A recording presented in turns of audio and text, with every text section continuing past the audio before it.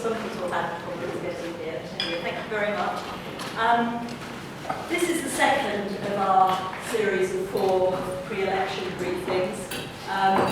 This, you know, the local elections. Next week is on the 7th, across the park, okay? Just a reminder, unfortunately, the IMG couldn't provide us with a room next week.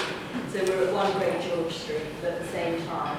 And that will be on the European elections, but from what's happening on the UK side of things. So following, we're back here, and it's what's happening on the continent, and how that is going to impact, shape what might happen ultimately in the UK.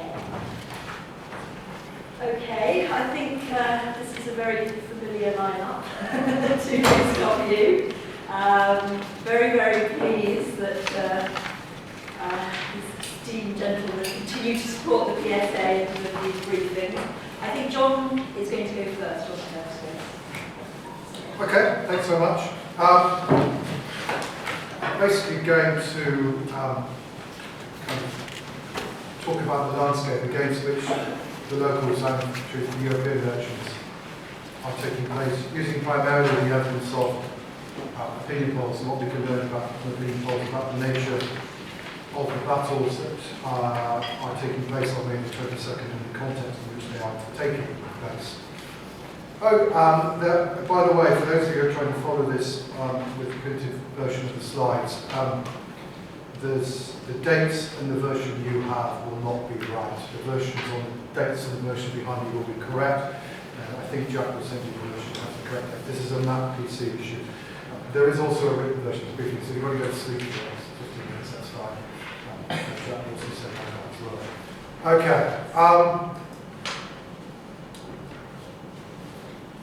This is, first of all, just to remind you in a sense of where we now are, where we stand relative to previous phases in this Parliament. This is simply a little poll of polls that I run on a regular monthly basis, basically focusing on those polls from Congress, Mori, Ukip and ICM that have been undertaken on a regular monthly basis throughout the whole of this Parliament, and virtually, not quite most of the evidence that I've taken from those sources. 2 things to say, both really about what's happened in the last 12 months, and really one thing to say about what's happened in the last 12 months. The one thing that's happened in the last 12 months, since the local elections of last year, is that Labour support is lower. Labour support fell during that summer, of course, the Colin wobbles inside the Labour Party. The Colin wobbles ended with Miliband's speech about the energy price freeze, but actually did nothing at all to restore Labour's fortunes. And in effect, I think we now have to regard the decline in Labour support in the summer of 2013 as perhaps the 3rd significant change during this Parliament. And there have only been 3 really significant changes in the Parliament. Number 1 was the collapse of the Liberals and the rise of the Labour Party in late 2010.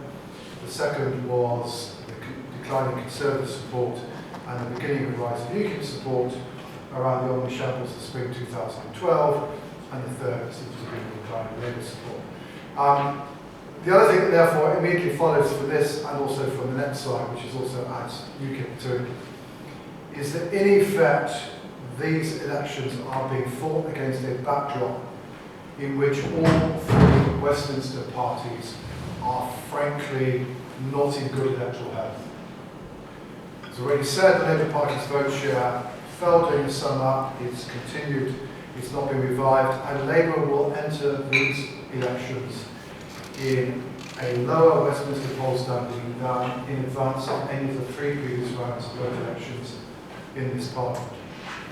The Conservatives are basically, although they recovered from the worst of the doldrums around the spring of last year, are basically in the same situation they were before the 2013 elections and before the 2012 elections.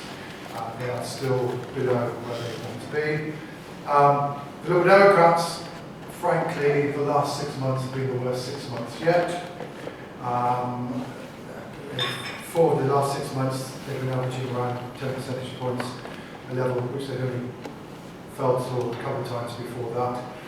So all three of them are now at the low end of where they would hope to be.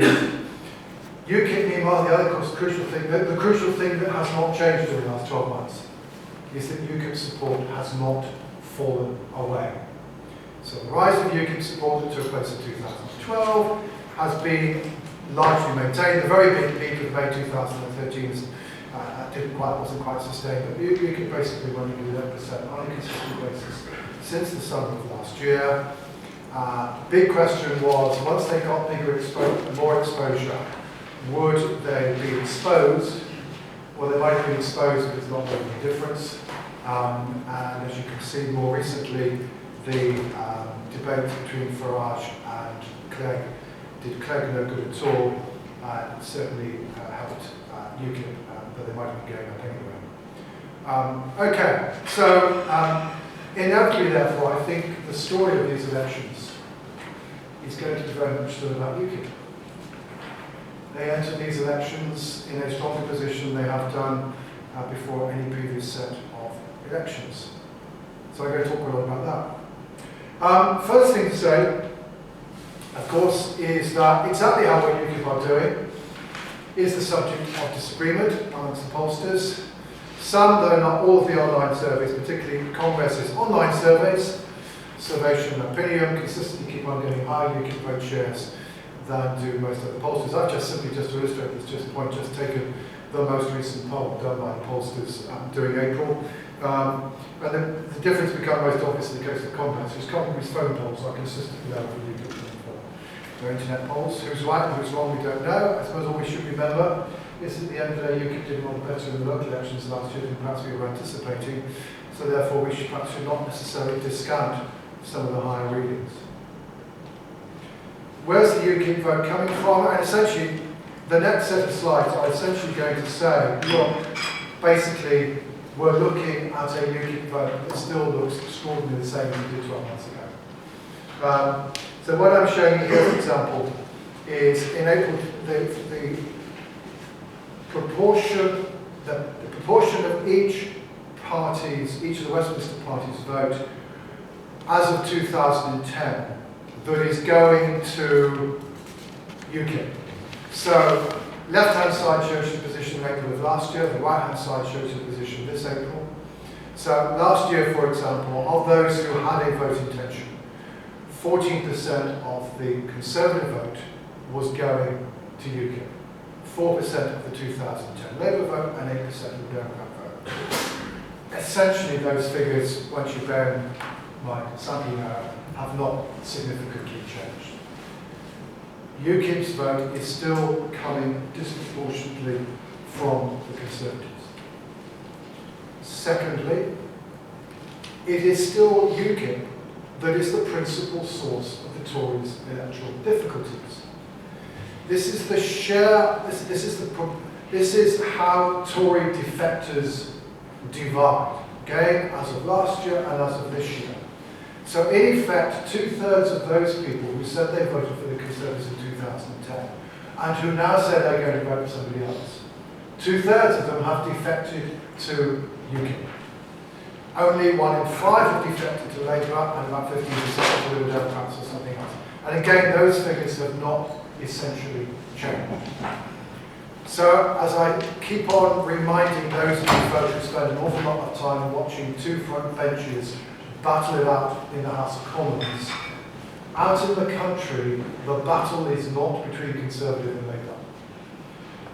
One of the battles, which is what I focus on here, the battle for the Tories is essentially and effectively with Ukip. And Tory fortunes would seem to depend primarily, Tory prospects would seem to depend primarily on their ability to recapture back from Ukip voters that they have lost. It is not primarily about trying to win votes over from Labour. That said, however, it's all too easy to exaggerate the degree to which Ukip's support is simply full of ex-Tories. Because if you turn it around and ask yourself what proportion of Ukip's vote comes from people who voted for the Conservatives back in 2010, the answer is only about a third. And again, that figure is not essentially changed.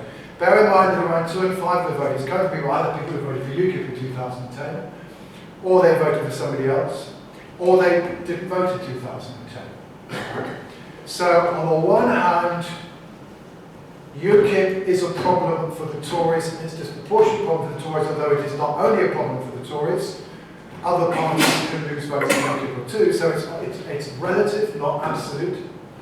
But secondly, UKIP voters are not simply ex-Tories. The party is also quite clear hanging on to its own vote. It's also picking up from people who did not vote back in 2010. Therefore, again, we shouldn't necessarily assume that UKIP's fortunes are just simply going to be inverse of Tory fortunes. What does UKIP's vote look like? It looks like what it always has done. It is older, it is male, it's disproportionately working class, and it's also, I've not shown it here, it's primarily provincial England, it is weaker in Scotland, it is also weaker in London, and it is UKIP's misfortune that this year around 45% of the seats are seats in London, where the party will certainly struggle to do anything like as well as it did in Shire, County England, where the local elections were last year, which is arguably prime Tory territory. Okay. Clearly then, one of the things that immediately strikes one about where we are currently at is, well, so the Tories have not improved. The Tory position is now basically as weak as it has been throughout the whole of the last 12 months, and indeed for most of the last 2 years, despite the fact that the economy has shown signs of improvement. And indeed, the government's reputation for economic competence has been restored to a fair measure. This is YouGov's measure about how well do you think the coalition is managing the economy. And you can see it's gradually been improving. It's now back to the kinds of levels that was last seen back in 2010, before the economy began to tank once more, at least it was thought to be tanking once more at the time. Equally, this is a nice measure that Conrad's run, in which rather than asking people who do you trust most, Cameron, Osborne or Miliband and Balls, and therefore you don't really know how much they trust either of them, they simply ask people separately, how much do you trust Cameron and Osborne to run the economy, and how much do you trust Miliband and Balls? And at least trust in Cameron Osborne, not exactly dramatic, only 31% of people say they trust them to run the economy, but at least it's now back up to levels that it was when this question was first asked in 2011. And therefore, the apparent damage to the Tories' perceptions of economic competence that was done in the spring of 2012 would appear to have been restored. However, remember that the battle that the Tories have to win is with UKIP.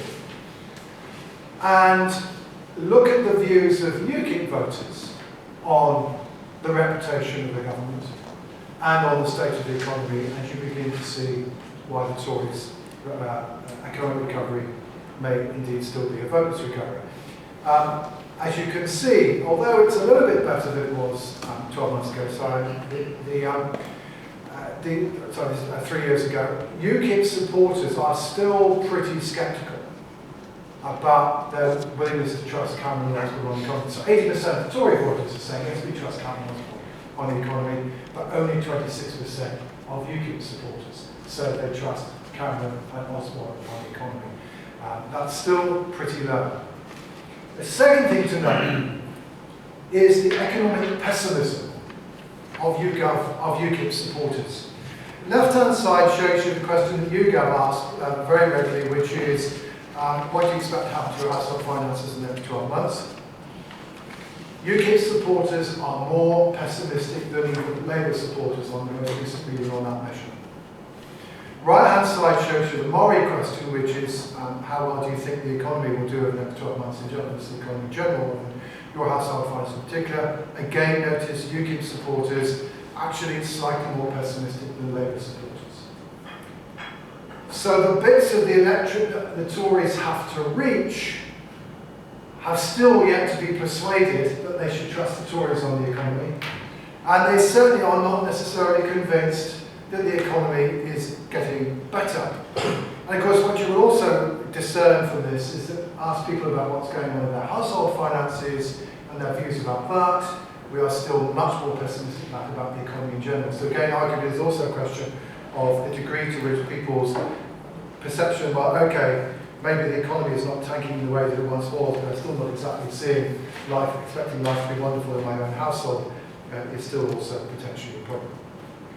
Equally, remembering also that government elections don't necessarily simply vote on the basis of economics, notice also that Cameron's levels of satisfaction, although a little bit better than they have been at some points during this Parliament, have basically, during the last 12 months, been running at pretty much as bad as they ever had been before the omni-shambles of 2012. So Cameron's own people's satisfaction with Cameron, and therefore perhaps by extension with the government more synoptically, more broadly, are still not that favourable. Okay, so that's the kind of battle number one between Tories and UKIP. It's still a crucial battle, it's still the battle the Tories remain fight. The second battle, of course, is between Labour and the Liberal Democrats, and this is just basically saying there is still a battle between Labour and the Liberal Democrats. This is to show you where the Liberal Democrat vote now. The 2010 Liberal Democrat vote has now gone to, and things haven't really changed in the sense that around 30% or so of those people who said they voted Liberal Democrat in 2010 are now saying they would vote Labour. 30% of 24% is around 7 or 8 points, which is basically the amount by which Labour's vote has gone up since 2010. It's absolutely fundamental to Labour's advance.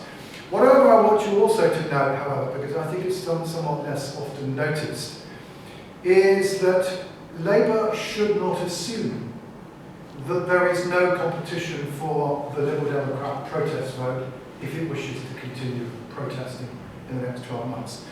Again, you can see, for example, some of it indeed is going to UKIP, as I've already shown you earlier. But notice also how the Greens, and this is very, very persistent in the polls, are also often picking up as much as 1 in 10 former Liberal Democrat voters. And the Greens are, I'm going to show you later, persistently running around 3 or 4% in Westminster voting intentions, which by their standards is relatively good. And again, they're also profiting from the position of Democrats. So one of the things Labour have to worry about is if the Greens do win the European elections, does this start to persuade some Liberal Democrats to use the Greens as a form of protest for Labour? Meanwhile, as everybody knows, against the backdrop that basically the Labour Party are simply surviving on the back of Liberal Democrat disaffection, is the fact that the Labour Party still have to persuade anybody that they can be trusted to run the economy. This again is the Commonwealth series, asking people separately about Miliband and balls. No sign of improvement at all in people's willingness to trust the Labour Party on the economy. And equally, although Miliband's conference speech reversed the real dip in his popularity in the summer of 2013, basically it's still running at the moment as badly as it ever did in 2011 and 2012. So Miliband is again decidedly unpopular. So you can see the Liberal Democrats have trouble, the Labour Party has trouble, the Conservatives have trouble. Nigel Farage can hardly believe his luck seeing 3 such electorally weak Liberal Democrat, weak Westminster parties. Okay, very briefly, just a little bit about the polls, the European elections. Point 1 to know, UKIP, right, are doing well in Westminster. Back in 2009, in the election, in the Westminster polls before the 2009 European elections, they were running at 6% for Westminster, and that's already been inflated in effect by the European elections. In the end, they got 17. So this is just to remind you, UKIP will do better in the European elections than they do at Westminster. Most recent average of the polls, they're only about 27, as compared with their 30% for Westminster. A little bit of that is to do with the fact that the polls that have been done of European voting intentions have been disproportionately done by polls that tend to get UKIP on anyway. But even those polls that have asked both Westminster and UKIP at the same time are getting something like an 8 or 9 point higher UKIP vote. So UKIP will again do substantially better in the European elections, in addition to the fact that they are fighting these elections against a high Westminster baseline. How will they succeed in doing that? Because they will succeed even more at eating disproportionately into the Tory vote. What I'm showing you here is the proportion of people who say they would vote Conservative, Labour and Liberal Democrat if there were Westminster election now, who said they're going to vote Ukip in Euro elections. So the Ukip vote, although I warned earlier, the Ukip vote is not as Tory as we might think. The Ukip vote in Euro elections will probably be particularly Conservative, whatever Nigel Farage's protestations. And this is just a piece of fun, as Peter Snow would say. It's just taking the most recent polls and projecting it. Serious point behind it is, if the just to note, the Liberal Democrats usually do badly in European elections. According to the polls, they may still manage to get the 9 or 10% that they're getting in Westminster voting intentions tomorrow. In other words, they may manage to do as well as the European elections as they would do in the Westminster election now. And that they may therefore not fall back to the 6% of 1989. If they can manage to do that, they should still manage to pick up 1 or 2 seats. And some of the talk about the Democratic wipeout is, I think, exaggerated. If they don't go down to 6, then they probably will be wiped out. But at 9 or 10, the bigger regions, such as the southeast, the Democrats should at least be picking up the last seat here. Okay, that's me. Thank you very much. I'm great, or it might be easy to just you. Oh, great.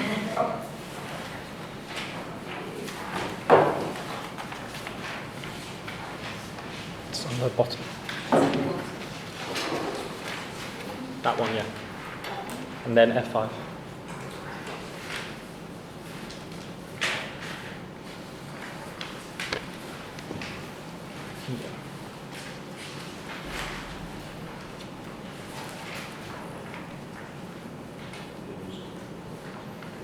Thank you.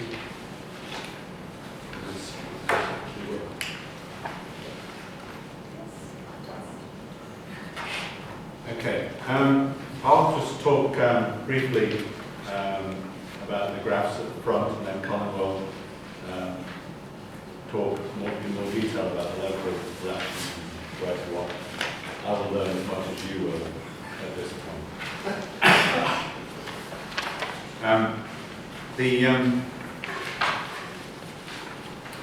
Following last year's elections, we sat in a dark room for about 3 months and just tore up the by-election model and basically started all over again because, for obvious reasons, Ukip's announcement on the political stage was causing a bit of grief in terms of Ukip, local elections, council seats. You must be joking. So we had to sort of go back and start again. And this is the result of our efforts. So you can see there that this is based on around about 900 local council by-elections since the last general election. And Blank. I know it's blank, I'm just building up to this. This is my way of background, if you want to. So the part of the problem, ironically, part of the problem is missing candidates in local elections. Right? So we've got this problem with contestation now. The Liberal Democrats aren't fighting, Ukip are fighting by-elections when they didn't fight in the May election. So there's been substantial revisions. But when you start looking at the lines, it's a bit like Groundhog Day. You've just seen John's slide of the opinion polls over recent months, and that's virtually the same line. But the by-election model and the opinion polls have always been kind of in close correspondence with one another, so it's not altogether surprising. And there's the Labour rise and then the subsequent dip, which John also showed you in his slides. But remember, this is nothing to do with national opinion polls. It's how people are voting in local council by-elections up and down the country. This is a very familiar line. Immediately they joined the coalition. The bottom fell out of the Liberal Democrat market. but they've also now withdrawn from local council by-elections to a remarkable degree. Where once they were the kind of at the forefront of Labour politics, they, in large part of the country, they appear to have evaporated. And of course, the reason why we tore up the model is that.